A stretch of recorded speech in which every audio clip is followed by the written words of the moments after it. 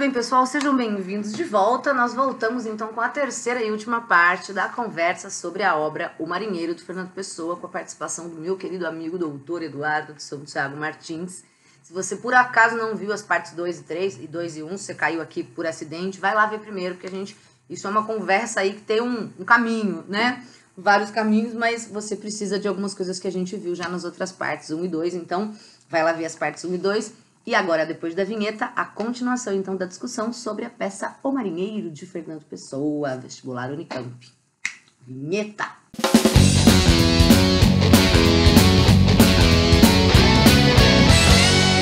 A gente estava falando dessa ideia de que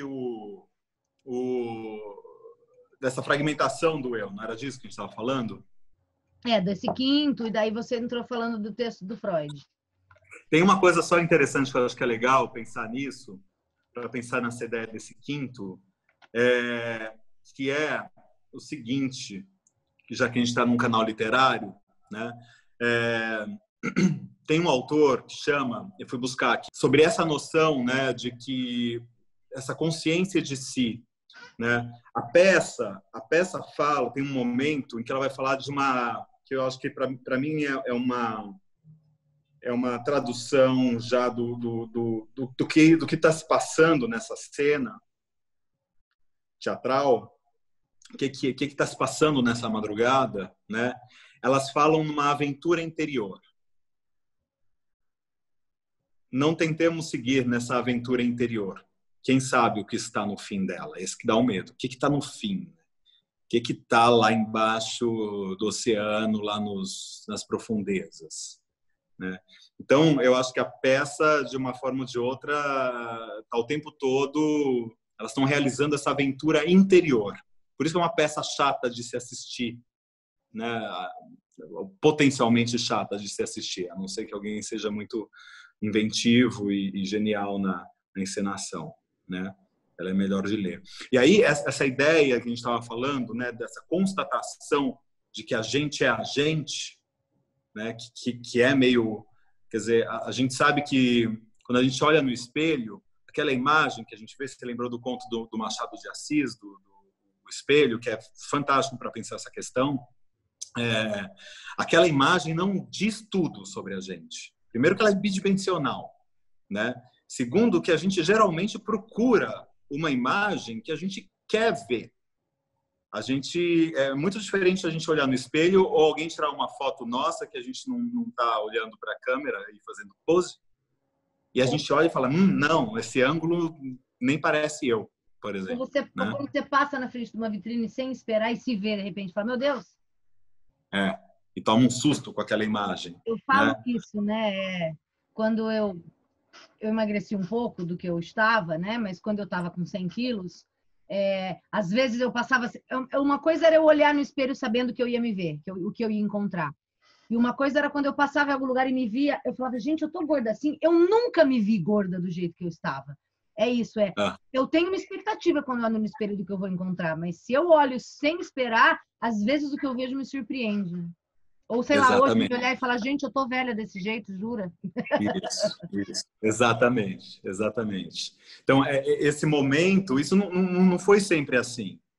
Não foi sempre assim. Historicamente falando, essa consciência de si, dessa forma, dessa natureza, não esteve sempre presente. Né? Apesar do homem sempre buscar modos de se representar de alguma forma, né?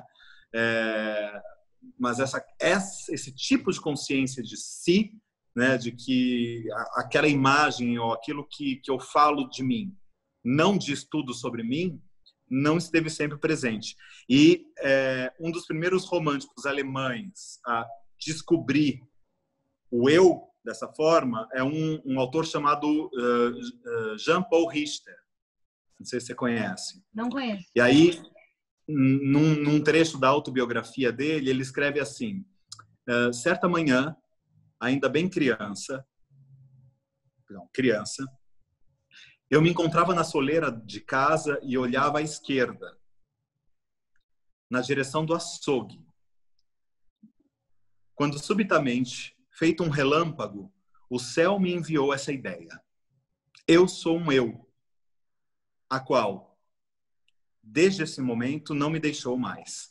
Meu eu vira-se a si mesmo pela primeira vez e para sempre. Porque aí não tem mais escapatória, né?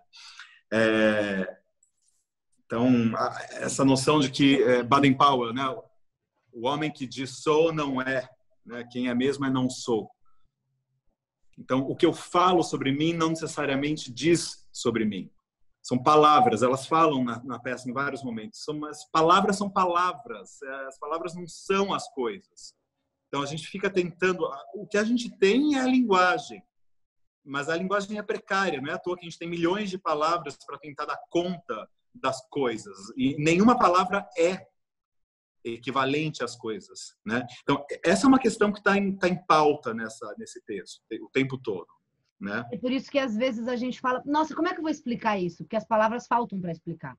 E daí a arte Sim. simbolista vem muito por isso também, né? De um descrédito no fim do século XIX, da Belle Époque, com a ciência. A ciência prometeu na Revolução Industrial, a segunda, que ia explicar tudo, mas não explicou tudo. Então, a racionalidade, a ciência, as palavras, não servem para explicar tudo. É aquela coisa que você sente que você não sabe explicar. Então, tem tudo a ver também com esse pensamento simbolista de, não, peraí, tem que ter uma outra maneira de entender ou de me apropriar das coisas, que o racional não basta. As palavras não bastam, é isso que você está falando. Gente, por isso que o Du é maravilhoso, por isso que ele está aqui. Sei que é maravilhoso. Eu esqueci de falar no começo o quanto eu sou fã desse seu projeto do canal. Acho muito legal esse trabalho que você está fazendo. Já te falei várias vezes, mas agora estou falando aqui publicamente. Obrigada, mas veja como fica muito mais rico do que eu aqui falando. A gente trazer pessoas que têm outras coisas para falar, não é? Concordo. Adorei. Eu não conhecia esse texto aí que você leu. É muito interessante, é muito legal. Muito bem. Muito bem. Eu acho que a gente tem que entrar na coisa do sonho, que a gente está aqui rodeando o sonho, que é o marinheiro, né? O que você falou, né? Nossa, o texto chama marinheiro, mas tem esse mar tão pequenininho, onde está esse marinheiro? A história que a segunda personagem, que é a que tem mais falas, conta, né? De que um dia ela sonhou com um marinheiro que teve um sonho. Já a primeira, algumas coisas básicas e óbvias que vem na minha mente muito prática. Uma música do Zeca Pagodinho, do Martim da Vila, que era um samba da Vila Isabel. Sonhei que estava sonhando um sonho sonhado, o sonho de um sonho magnetizado. Sonhei, eu ouço isso desde criança, meu pai é muito do samba. Sonhei que estava sonhando um sonho sonhado, o sonho de um sonho, que me lembra A Origem, aquele filme muito louco, Inception, né? O sonho dentro do sonho, dentro do sonho. E lembrei também de um conto do Borges. Eu li essa minha professora que eu citei aqui para você, a Miriam Garat, a gente leu algumas coisas do Borges com ela na universidade, mas eu nunca tinha lido Borges de verdade. Esse ano eu peguei num projeto meu, falei, eu vou ler as ficções do Borges. Difícil? Menino, você vai amar. Fica a dica, tá? Se você não leu. Esse texto eu nunca li, mas eu já li algumas coisas do Borges e gosto Deve gostar, muito. né? É porque ele tem Gosto toda essa coisa do simbólico. E eu, que sou uma pessoa mais prática, eu confesso que eu tive muita dificuldade. Mas eu amei esse conto que está aqui no Ficções dele, que se chama As Ruínas Circulares. É um conto de 1940, portanto, posterior a essa peça, e que foi publicado no Ficções, que é de 44. E As Ruínas Circulares conta a história de um cara que é um náufrago. Mano, não é possível que o Borges não tenha lido Fernando Pessoa, né? É um náufrago que chega numa ilha e aí ele começa a querer criar uma pessoa. Então, ele dorme e no sonho ele cria uma pessoa. E aí é um processo longo que ele descreve de como ele cria a partir do coração. E do coração ele vai cada dia mais sonhando os outros pedaços e ele conquista a criação dessa pessoa em sonho. Em sonho ele cria uma pessoa que de repente cria vida. Então é uma criação dele, que ele fez em sonho e que se torna real. E esse menino sai esse homem sai pelo mundo. Só que por alguma razão ele é imune ao fogo. Daí, quando ele vai passar por um incêndio e o fogo não faz nada com ele. Isso é a prova de que ele não é real, de que ele é uma criação. E o criador, o cara que sonhou ele, fica incomodado porque ele fala, eu não quero que ele sinta a dor de saber-se criado. Eu não quero que ele saiba que ele não é criado. Eu quero que ele saiba que ele é real, que ele ache que ele é real. E aí pega fogo no lugar em que o criador está e no desespero para sair do fogo ele percebe que ele também não queima. E aí ele toma consciência de que ele também é uma criação. E o conto acaba aí. Uma coisa muito... E aí as ruínas circulares, né? É uma coisa muito louca desse homem que sonha e cria uma outra pessoa mas que no fim descobre que ele mesmo também era uma criação de outra pessoa. E daí tem uma relação que os teóricos do Borges fazem com a criação literária, né? Porque o que é a criação literária? Você criar um personagem, uma vida, uma história ou muitas histórias num processo de quase sonho. E aí, Fernando Pessoa, que cria os seus heterônimos. Veja como a gente está circulando tudo isso de novo. E aí, nesse próprio sonho, existe um momento em que as meninas se perguntam aqui, mas quem garante que a gente não é o sonho do marinheiro? Então, a gente entra nesse cerne que eu acho da peça, porque o marinheiro, inclusive, dá título, que é o que é sonho, o que é real, quem me garante que eu não sou um sonho de outro? E aí fica a dica, você, querido vestibulando, não é a coisa mais simples do mundo, mas é muito interessante As Ruínas Circulares do Borges, porque tem esse tema. Eu aqui fico para mim achando que o Borges leu Fernando Pessoa e escreveu isso com uma certa influência. Bom, mas essa, digamos, simbologia do náufrago também aparece são muitos, enfim, sei lá, lembrei de Robinson Crusoe, lembrei, enfim, de uma série de outros. O filme do Náufrago, O Náufrago, com Tom Hanks, né? Esse filme é muito maravilhoso, é claro, a primeira coisa que a gente pensa nesse contexto, quando a gente fala desse filme, é no Wilson.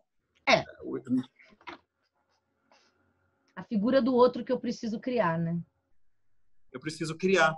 Eu preciso personificar aquilo, dar alma para aquilo, para que aquela bola seja uma outra pessoa, passe a representar uma outra pessoa com quem eu possa me articular. Aí entra o 3 que você falou no começo.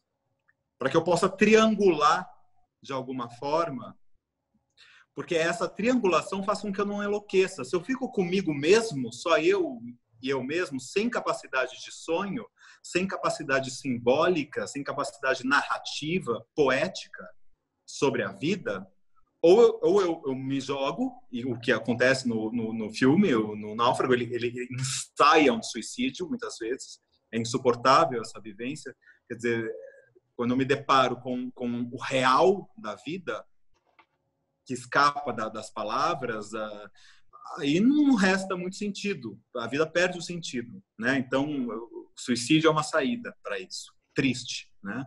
Mas é uma saída. Triste e desesperado. Agora, a capacidade de triangulação no filme do Tom Hanks é representada pela bola de vôlei. Aqui na peça é representada pela capacidade de sonho, pelo sonho da personagem. É o sonho que tira elas daquela sala mortífera e soturna, né? Então, esse momento, quando o sonho aparece, elas saem do registro da nostalgia e da melancolia e param de olhar para trás, porque a primeira parte da peça, elas estão o tempo todo falando, vamos falar do nosso passado? Não vamos, mas só falam do passado. Elas estão o tempo todo lembrando, com nostalgia, da infância perdida. Mais uma obra para a gente citar, Em Busca do Tempo Perdido. Então, no momento que a segunda personagem começa a contar o sonho, abre-se a janela para alguma coisa, para uma outra cena. É um alívio. Para quem está lendo a peça, também é um alívio, porque é enfadonho o começo. Assim, elas ficam... Aí, a hora que entra o sonho, nossa, que bom, uma história. Olha Vai vir uma historinha, tem um personagem aí que tem nome, é o marinheiro, né? Exatamente. Entrou alguém. Elas falam, quando entra alguém, né, a gente se livra desse estado.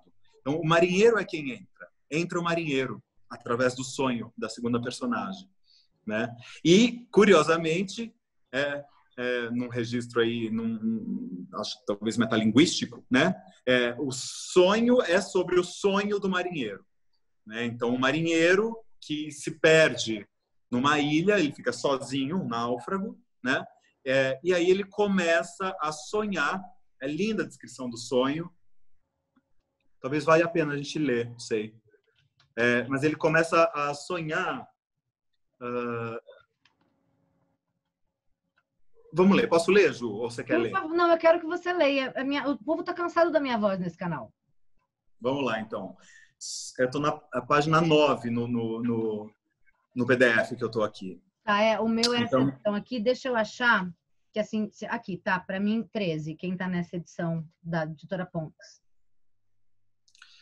sonhava de um marinheiro que se houvesse perdido numa ilha longínqua. Nessa ilha havia palmeiras hirtas, poucas, e aves vagas passavam por elas. Não vi se alguma vez pousavam. Desde que naufragado se salvara, o marinheiro vivia ali. Tem uma coisa importante, vou interromper. Antes dela sonhar com o marinheiro, percebam, um dia em que eu dei por mim recostada no cimo frio de um rochedo e que eu tinha esquecido que tinha pai e mãe e que houvera em mim infância e outros dias. Então aí percebe, ela já está saindo do terreno nostálgico, de olhar para trás, para a infância, para o tempo perdido. Eu fui feliz onde eu não fui. Eu fui feliz. Ninguém pode ser feliz porque a gente só pode ser feliz no que a gente nunca foi e nunca será. Tem uma série de textos parecidos com esses, né? Melancólicos, mas aqui, num dia, ela esquece. Eu esqueço que eu tenho pai e mãe, esqueci que tinha uma infância e outros dias passados. Nesse dia, vi ao longe, como uma coisa que eu só pensasse em ver, a passagem vaga de uma vela. Depois ela cessou. Aí interessante, porque daí a primeira personagem diz: vejo pela janela um navio ao longe. E depois ela diz: não, eu não vi o navio. Não vi navio nenhum. Não! Mas eu desejava ver um navio. Eu desejava ver um navio. E falei-vos dele para não ter pena, né? Porque eu queria ver. Então, falei que eu vi. Então, meio que vi. Bom, aí entra o sonho. Então, já li a primeira parte. Então, desde que naufragado se salvara, o marinheiro vivia ali. Como ele não tinha meio de voltar à pátria, e cada vez que se lembrava dela sofria, pôs-se a sonhar uma pátria que nunca tivesse tido. Eu grifei exatamente essa frase. Essa ideia de que ele começa a sonhar com uma outra pátria porque ele não pode voltar para a própria e ele sofre com isso. Isso. Então, o sonho vem como uma espécie de remédio, né? É muito bom esse texto para os tempos de quarentena, porque a pior coisa que a gente pode viver nesse momento é perder a morte. Não é a morte do corpo, a morte física. A morte é a morte da capacidade de sonho, é da capacidade de dar sentido para a vida, né? Isso é terrível na vivência que a gente está tendo, né? Essa vivência de massa no começo, né, que todo mundo vivendo a mesma coisa, a gente começa até a correr o risco de perder nossa identidade, de perder nossa subjetividade. E não é à toa que todo mundo logo de cara já começou a fazer lives, fazendo as coisas que costumava fazer. Os professores de educação física dando treinos, os yogis fazendo yoga, os cantores cantando, os professores dando aulas, as pessoas falando, para não se perder de si mesmo, né? E depois a gente vai se adaptando incrivelmente rápido, né? Apesar de ser difícil, tem momentos muito difíceis em que a gente perde a capacidade de sonho, tem dias que a gente, né, acorda numa melancolia em que a gente lembra da pandemia, a gente lembra da clausura, da quarentena, aí é um saco, dos mortos, né, dessa realidade nua e crua, né? A gente precisa conseguir esquecer disso, não é se alienar. Não é se alienar e fingir que não é isso. Mas se a gente ficar ligado nisso o tempo todo, a gente é o abraço do afogado, a gente morre junto. É a ideia da melancolia que a gente estava falando no começo, né? Exatamente. Então, a capacidade de sonhar, de fazer as coisas, de animar a vida, animar no sentido de dar alma para a vida, né? De dar alma para as coisas, dar alma para a bola Wilson, né? E isso faz com que a gente não fique tão solitário assim.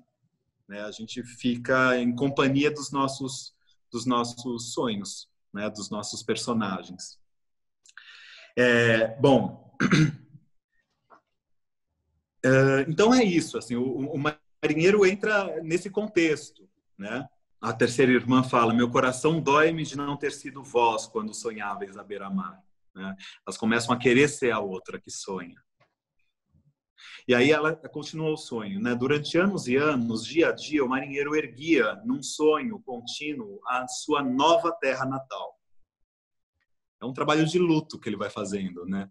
É um trabalho de luto. Eu esqueço aquilo que eu não tenho mais. Eu preciso esquecer quem eu perdi e o que eu perdi, a vida que eu perdi, enfim. Não um luto só da perda real de uma pessoa, né?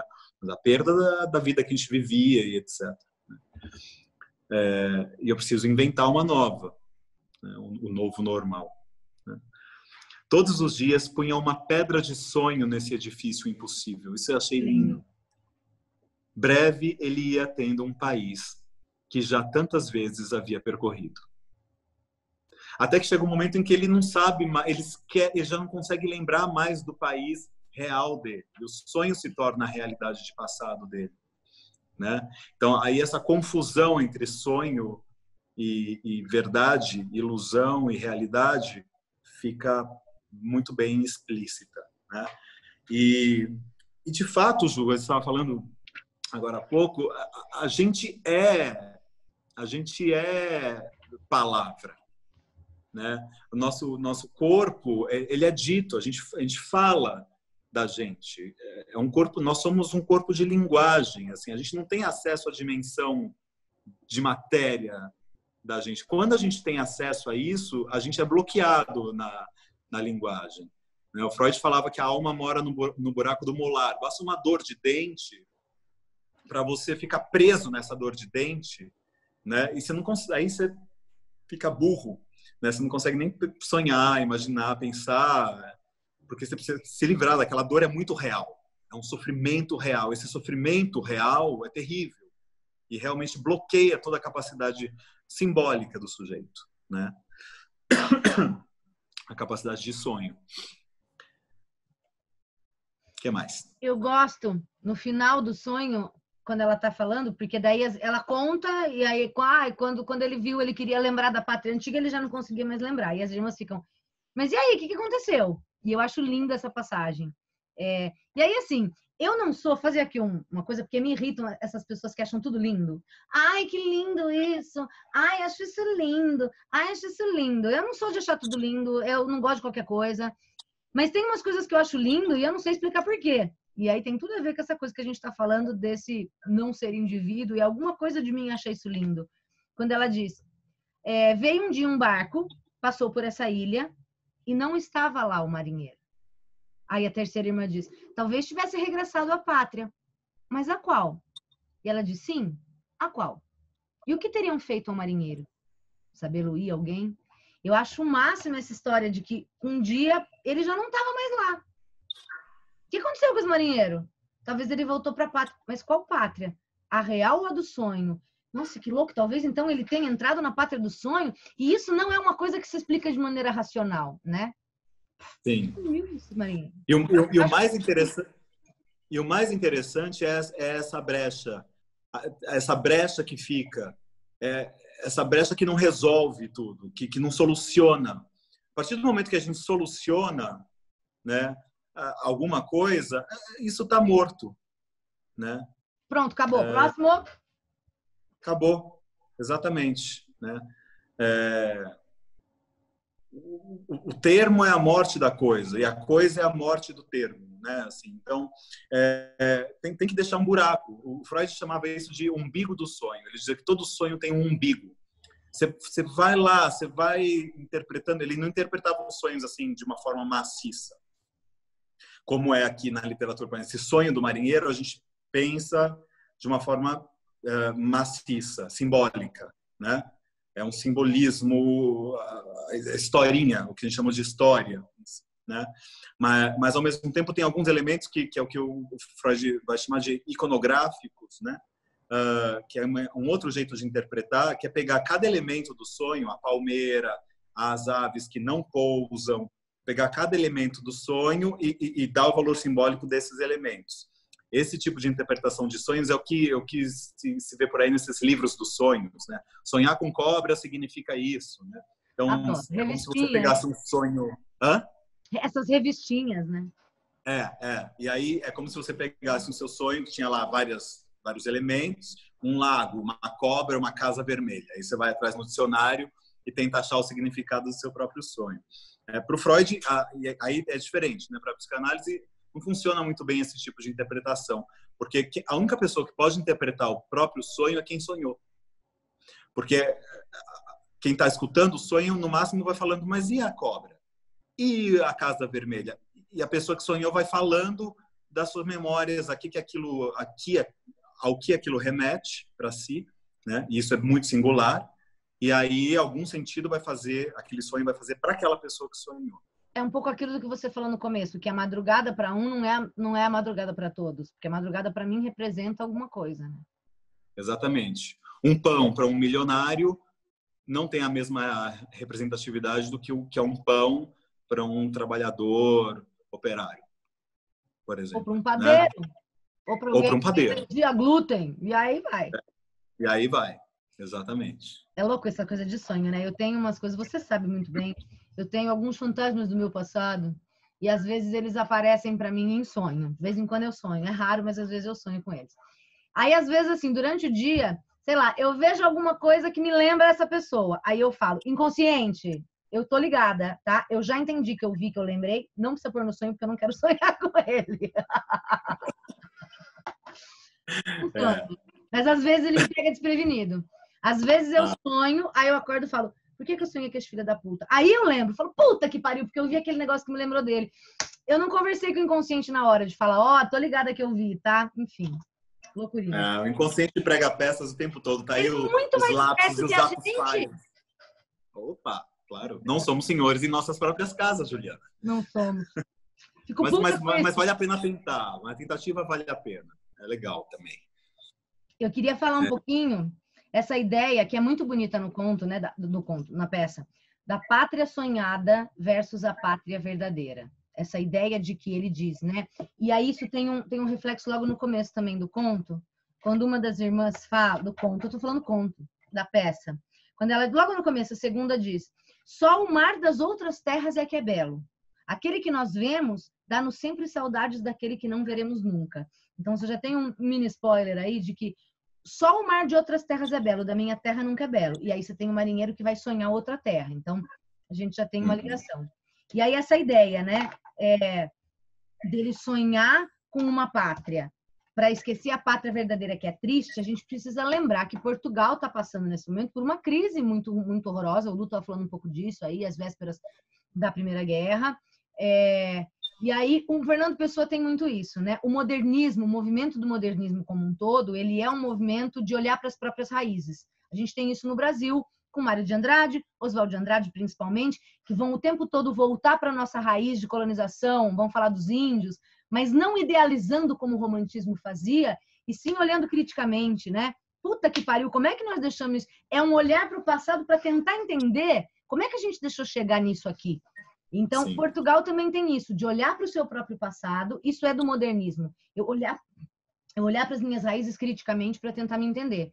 O passado do Brasil está lá nos índios, mas o passado de Portugal está no mar, está nas navegações, está nas grandes navegações.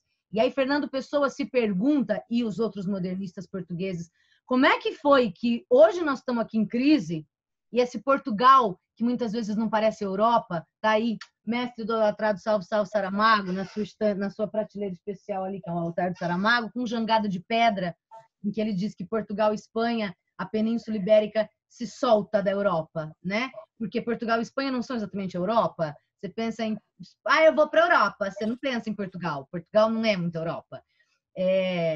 Como que Portugal, que foi essa pica das galáxias na época das navegações, que construiu um império, hoje no começo do século XIX, para Fernando Pessoa, está em crise. Então o Pessoa, e isso é um procedimento extremamente modernista, se volta para o passado do país. E aí ele vai ter, mais para frente, a famosa obra Mensagem, em que ele fala dessa relação de Portugal com o mar de uma maneira muito específica. Ó mar salgado, quanto do teu sal, são lágrimas de Portugal. É claro que aqui em 1913, quando ele está escrevendo, mas é uma relação que a gente não pode esquecer. O mar e Portugal. E aí essa ideia de uma pátria sonhada e uma pátria presente. A minha pátria presente é muito triste, então eu vou sonhar uma melhor. pode levar a gente para pensar num contexto histórico. A gente poderia ter uma questão que falasse interdisciplinarmente com história, sobre a história de Portugal desse período, enfim, essa pátria sonhada. E aí é isso, assim, aqui tá ruim, eu prefiro sonhar uma outra coisa. É uma leitura possível também.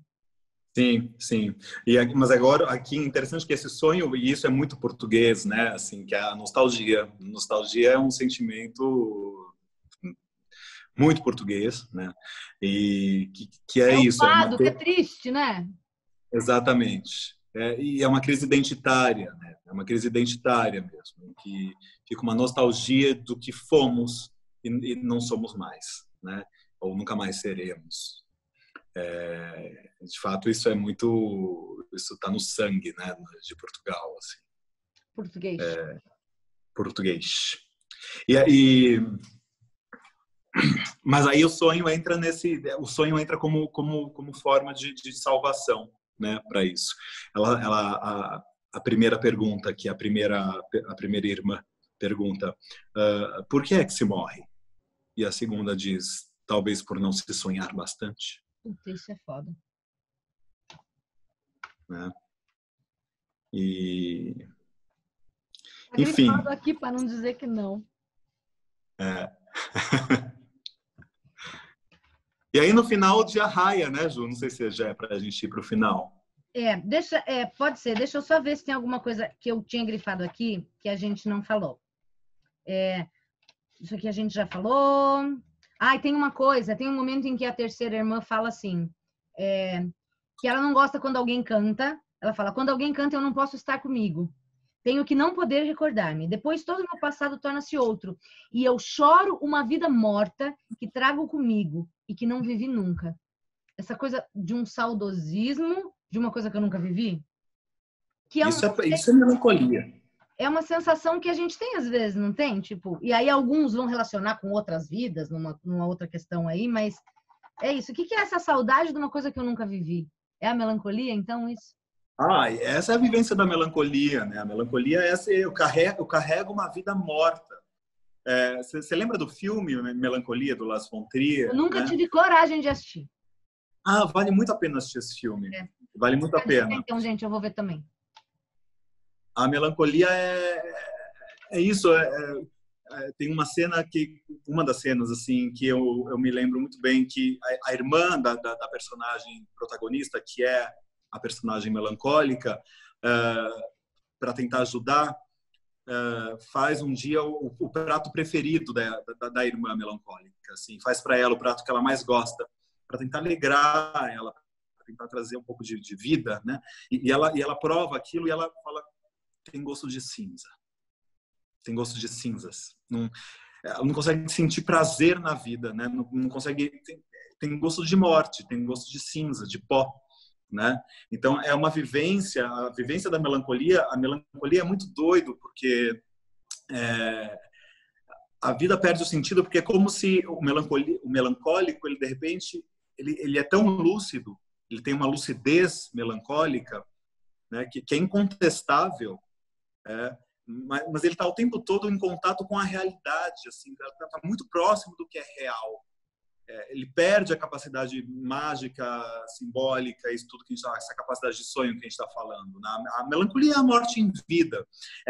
O melancólico é aquela pessoa que está assistindo uma peça de teatro, já que a gente está nesse contexto, e ela se senta num lugar em que ela consegue enxergar a coxia, os bastidores, e aí ela não consegue tirar os olhos dos bastidores e ela não consegue acreditar em nada do que está acontecendo na encenação, porque ela está vendo o truque por trás. O melancólico conhece o truque da vida. Aí é muito triste, né? Você não embarca em nada. Você não embarca nas histórias, né? E perde essa capacidade de sonho, de devaneio, de fantasia, né? Que é própria da nossa existência. A gente existe assim, né? Assim, É louco isso que você está falando. Quando você falou da insônia, por exemplo, nossa, quanto tempo dura uma madrugada? Que é uma coisa que eu não faço ideia, porque eu durmo que nem uma pedra muito bem. E agora da melancolia, eu nunca tive depressão, mas é uma coisa que me surpreende nas pessoas que eu conheço que têm depressão, que essa ideia de nada na vida me faz ter prazer. nada me agrada. Eu não consigo entender o que é isso. E aí eu acho tão bonito quando você fala que é isso, eu percebo o truque, eu não consigo fantasiar, porque para que serve a literatura e a arte como um todo? E que talvez essa seja, claro, não estou aqui descobrir a solução para a depressão, não é isso. Mas o quanto essa capacidade simbólica e de fantasia, e a literatura está dentro disso, faz a gente viver outra vida, né? Eu lembro da Giovana, que participou no vídeo aqui de Seminário dos Ratos, que a gente vai ter em breve no canal. Quando eu pedi para ela se apresentar, ela é professora de literatura também, e ela disse: a literatura é o que me faz ainda estar viva. Eu achei tão bonito isso, porque eu não sou essa pessoa poética. Mas é isso, essa capacidade simbólica, né?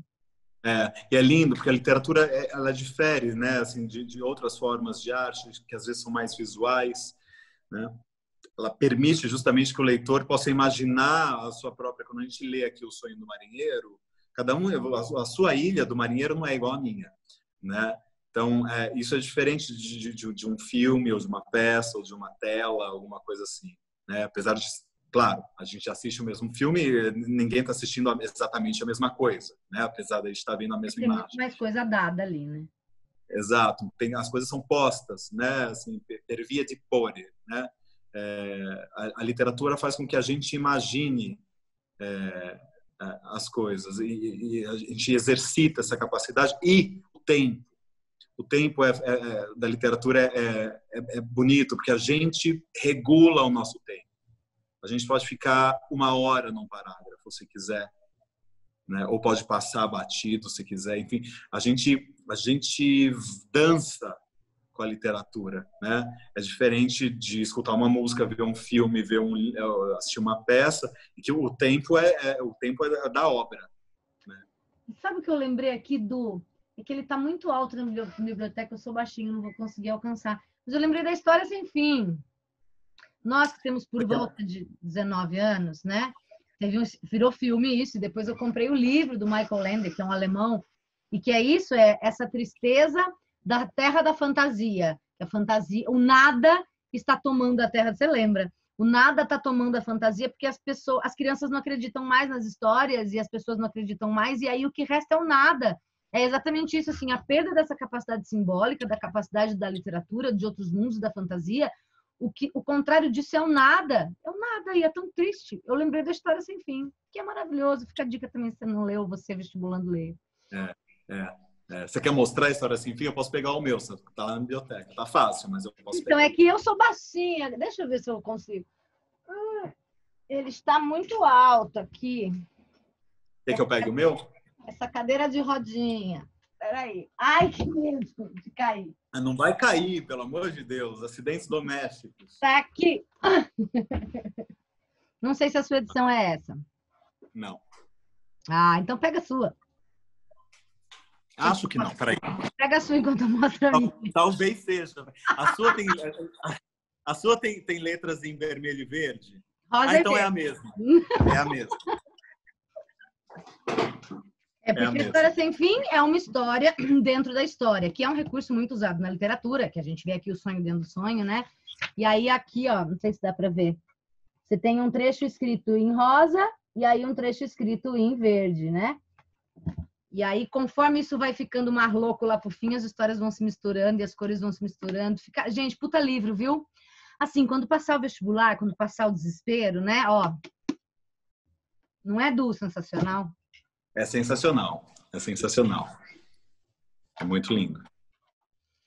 Muito bem. Sobre o livro, assim, claro, poderíamos falar um mês sobre isso, mas não podemos. Então, das questões que eu tinha, eu acho que eram essas. Tem alguma outra coisa que você tinha notado ou que você acha que é legal de falar que a gente não falou? São várias coisinhas, né? Agora eu tava lembrando aqui, eu tô na página do final, cada página tem suas coisas, né? Sim. Mas eu tava lembrando do carro que geme e chia. A gente não falou do final. A gente não falou do final. Do geme e chia. Não, porque ela tá falando justamente dessa capacidade de animar, né? De animar a vida, de animar a existência, de animar as coisas, que é o que chega aqui, representado pela luz do dia, representado por alguém que entra na sala, pelo marinheiro e etc. O galo que canta.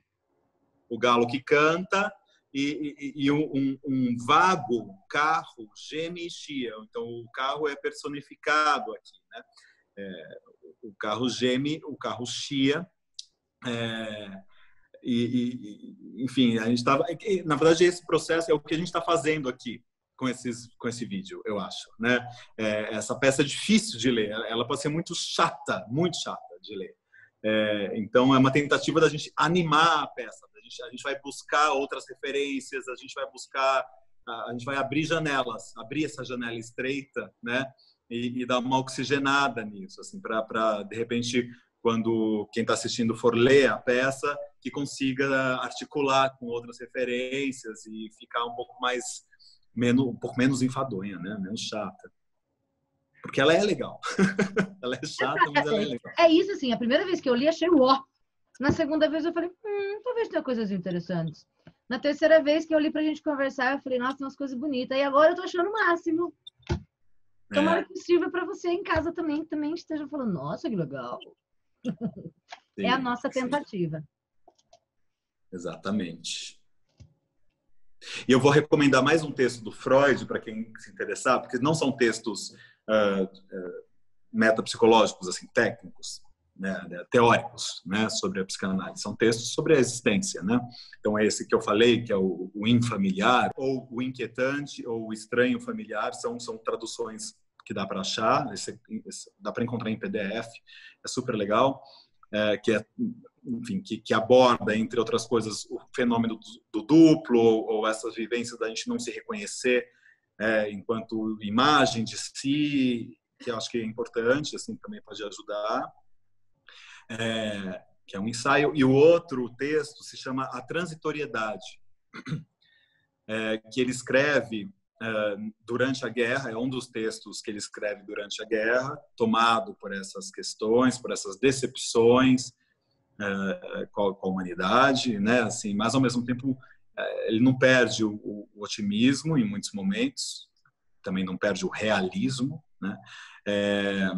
E esse texto é um texto super bonito que vale a pena ler também nessa época, tem a ver também com essa peça, porque trata de quer dizer, tenta de alguma forma dar sentido a essa resposta, que é, mas já que a gente morre, por que a gente está aqui? Né? Qual o sentido da vida? Que é o que elas estão aqui tentando destilar o tempo todo, né?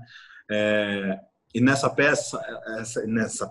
texto do Freud, que é um texto de 1916, ele escreve quando ele está passeando com dois amigos, na verdade ele não fala no texto, mas a gente sabe que são a Lu André Salomé e o Rainer Maria Rilke, jovem poeta, na época jovem. Bom, a gente sabe que a Lu André Salomé, ela viveu uma relação muito próxima, ela viveu uma trindade, um triângulo, com o Nietzsche, né, com o Paul Ricoeur, que são filósofos do existencialismo, né, alemão. Então, tá todo mundo nesse caldo cultural, né? E era muito amiga do Rilke também, né? E eles estavam passeando e estavam num dia de verão e vendo a paisagem, e achando linda a paisagem, as flores, era uma paisagem de verão.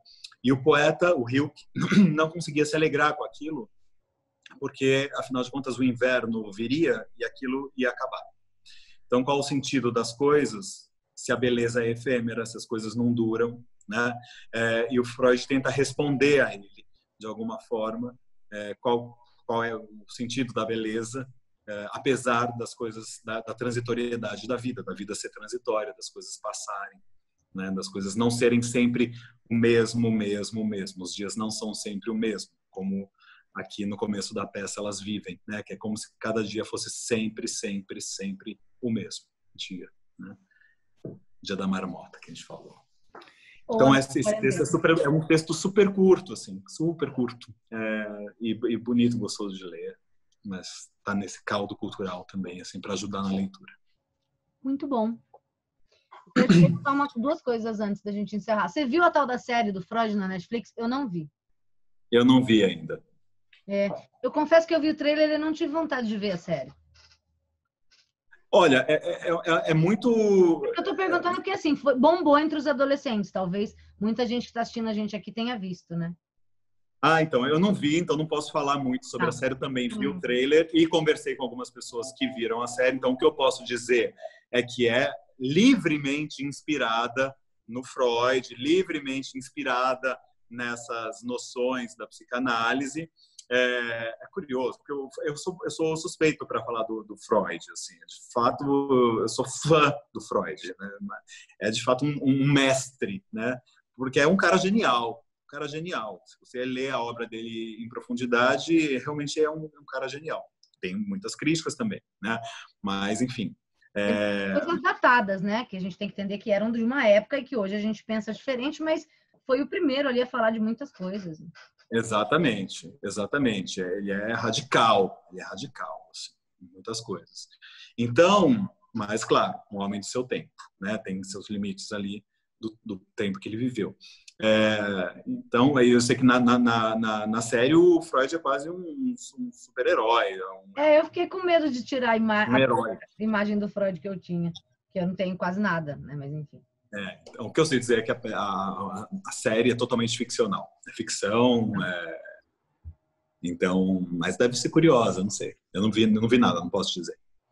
E a outra pergunta que eu quero, na verdade não é perdgunta, é um pedido. Eu queria que você deixasse um recado para os nossos alunos, especialmente os que prestam medicina. Porque assim, vamos lá. Porra, medicina, né? Medicina, a turma de medicina, é difícil. Galera que às vezes quer no cursinho 2, 3 anos, blá, blá, blá.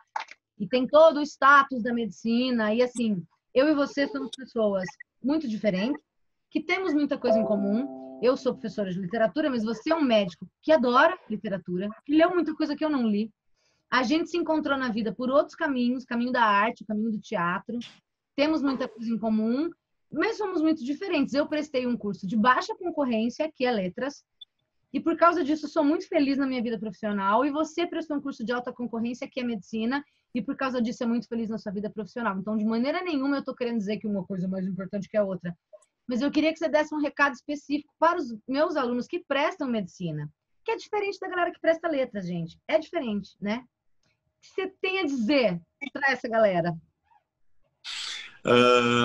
Sobre o que exatamente? Sobre a dificuldade do vestibular? Sobre a profissão? Sobre Se tem algum recado, eu não sei. Tem a coisa da pressão, tem a coisa do status da medicina, tem a coisa de ser difícil mesmo, tem a coisa do próprio curso. Eu não sei, você sempre soube que você queria ser médico? Você nunca pensou em outra coisa? Não foi pressão, não foi pressão? E foi difícil, não foi difícil passar? Nós não combinamos isso, né? Eu faço essas coisas. A gente não combinou. Engraçado você fazer essa pergunta.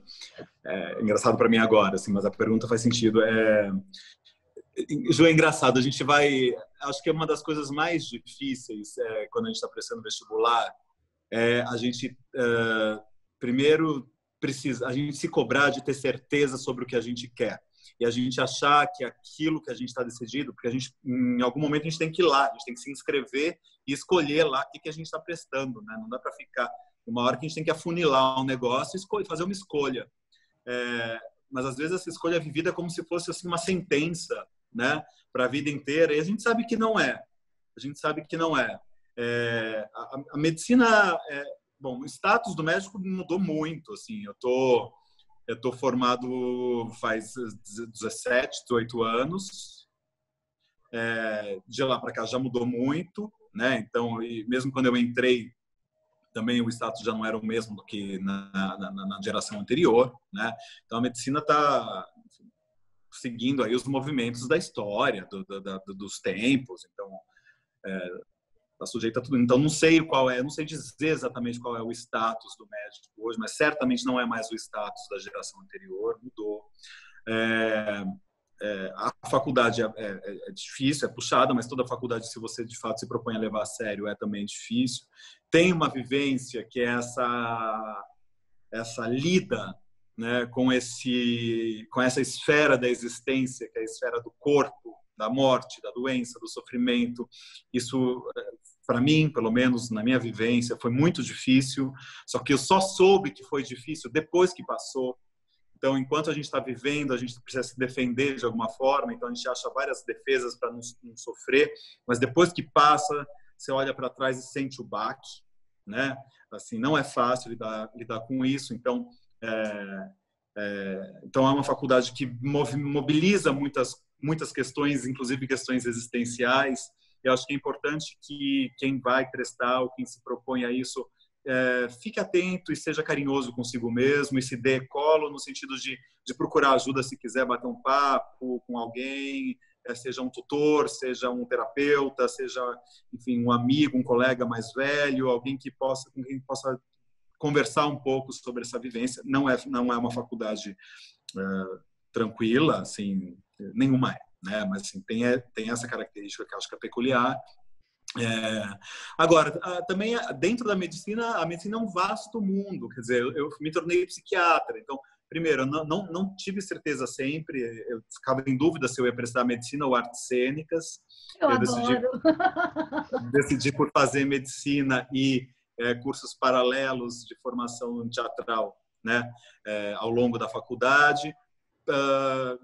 Dentro da faculdade, pensei em desistir várias vezes ao longo da faculdade. Fui até o final, encontrei a psiquiatria como uma especialização que para mim fazia mais sentido, porque de alguma forma entrelaçava algo da vivência humana que extrapola do organismo, do orgânico, né, que para mim não era muito interessante, apesar de eu achar maravilhoso, assim, do ponto de vista da biomedicina, né, da biotecnologia, assim, fico maravilhado com as conquistas da medicina, só que não é um campo que me atrai tanto, me atrai mais esse outro universo, essa outra esfera que é a esfera humana, né, da existência. E então a psiquiatria para mim foi um caminho para chegar nisso. No fim, acabei me tornando psicanalista, quer dizer, é uma outra formação, né? Psicanálise tem que fazer depois uma outra formação, que demorou, no meu caso, 6 anos e meio, quase 7 anos, e então é praticamente outra faculdade de medicina, quase, né? Em questão cronológica, mas e a psicanálise fica nesse meio do caminho entre a filosofia, a medicina, a psicologia, a arte, né? Literatura, enfim.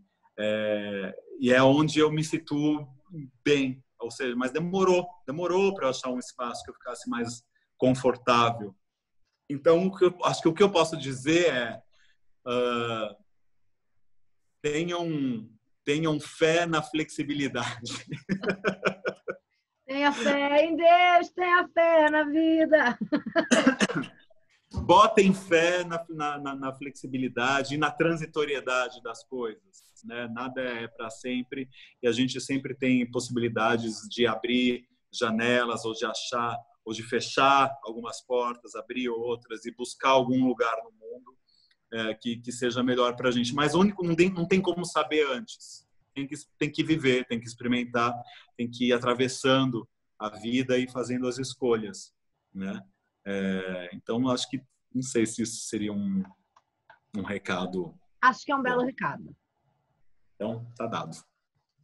Então, eu quero aqui imensamente agradecer a presença deste que é meu amigo. Eu não vou dizer há quantos anos, porque vocês sabem que eu tenho 19 e é só isso que vocês precisam saber, mas meu amigo de infância praticamente. Então, de muitos anos, que é o doutor Eduardo, que foi meu diretor, dirigiu a Prima Donna, que adorava dirigir a Prima Donna. Que conhece tanto de mim e é um amigo que eu admiro muitíssimo por muitas questões, mas hoje ele está aqui por essa coisa toda que vocês viram, além dele ser lindo por fora, lindo por dentro, adora literatura, manja demais, e eu estou muito feliz, Du, espero que seja só a primeira das suas participações aqui e que você possa voltar mais vezes no Fala pra Camões. Obrigada de coração, tirar um tempo da sua quarentena para falar aqui pra gente. Falar pra Camões. Eu que agradeço, salvou o dia de hoje da quarentena, foi o evento do dia e é uma delícia, por mim ficaria aqui horas falando. Ju, um super prazer, também espero que seja só a primeira participação de muitos, adorei, e você também é linda por fora e por dentro, e o projeto também é lindo, e adiante, vida longa para o Fala pra Camões. Um beijão, Du, obrigada. Beijo. Então, até a próxima. Até. Num sonho ou não, sabe-se lá. Pensar. Coisa linda, né? Incrível. De novo, Du, obrigada, querido, muito mesmo por estar aqui com a gente, tentando mergulhar aí no marinheiro, nessa peça, descobrir esses outros sentidos. Eu não sei você, eu espero que você aqui que está assistindo ao fim dessas 3 partes, ao fim dessa conversa, tenha ficado um pouco mais instigado. Você que já tinha lido e tinha achado meio estranho, tenha conseguido pensar outras coisas sobre essa obra. Vamos ver o que a Unicamp pergunta dela, mas tem várias questões interessantes aí. Espero que você tenha gostado. Deixa, por favor, aqui para mim o seu comentário, que eu sempre gosto de saber o que você pensou. Se pensou alguma coisa muito louca, ou se, sei lá, não sei, né? Quiser só dizer que a gente é maravilhoso. Enfim, amores, eu espero ter ajudado vocês. E é isso, a gente volta muito em breve com outras obras, outros vídeos, outras coisas, outras participações, falando sempre para Camões. Beijo, obrigada. É nóis. Ai, e até a próxima.